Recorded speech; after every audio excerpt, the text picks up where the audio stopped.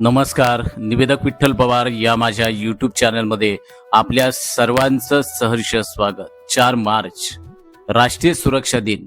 या प्रसंगी सुरक्षेचं महत्त्व, जबाबदारी आणि सूत्रसंचालकानं काय बोलावं, तसेच भाषण करणाऱ्या व्यक्तीनं राष्ट्रीय सुरक्षा दिनाप्रसंगी काय बोलावं याबद्दलचीच माहिती सांगणारा हा यूट्यूब व्हिडिओ आहे. त्यासाठी व्हिडिओ शेवटपर्यंत पहा आणि आपल्या सर्वांना विनंती आहे, आपण यूट्यूब चॅनलवरचे व्हिडिओ पाहताय परंतु आपण चॅनलला सबस्क्राईब करत नाही.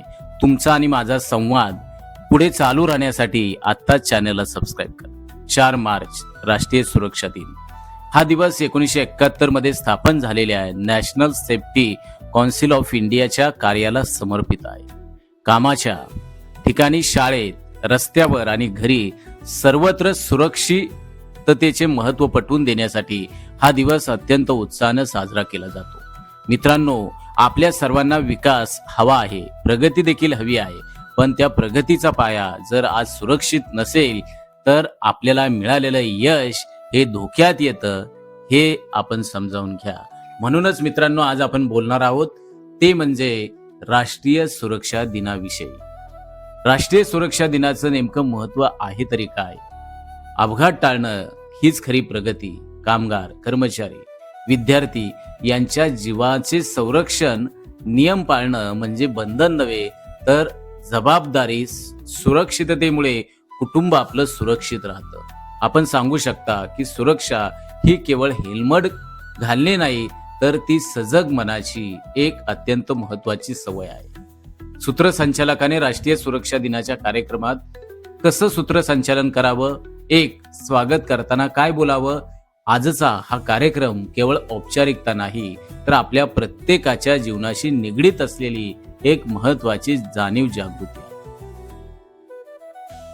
मान्यवरांचा सत्कार करताना निवेदकानं हे बोलावं, जेव्हा स्वतः सुरक्षित राहतात आणि इतरांना देखील सुरक्षित ठेवतात तेच खऱ्या अर्थानं समाजाचे रक्षक असतात. आणि असे आजच्या कार्यक्रमाला लाभलेले प्रमुख मान्यवरांचा सत्कार संपन्न होतोय. 3 मुख्य भाषणापूर्वी सूत्रसंचालकानं हे त्या अगोदर बोलावं. सुरक्षितता म्हणजे फक्त नियमांचं पालन करणे नव्हे तर इतरांच्या जीवनाचा आदर करण्याची वृत्ती आहे.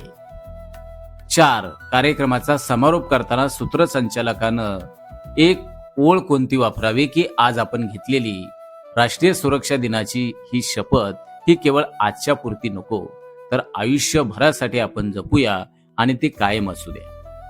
जबाबदारीवरती आपण काय बोलावं त्यासाठी मुद्दे या ठिकाणी देतो की रस्त्यावर वाहतूक नियम पाळणे, उद्योगात सुरक्षा साधनं वापरणं, शाळेत प्रयोगशाळेमध्ये काळजी घेणं, घरात गॅस, वीज यांची सुरक्षितता आपण लक्ष देणं आणि त्या पद्धतीनं आपली कृती ठेवणं.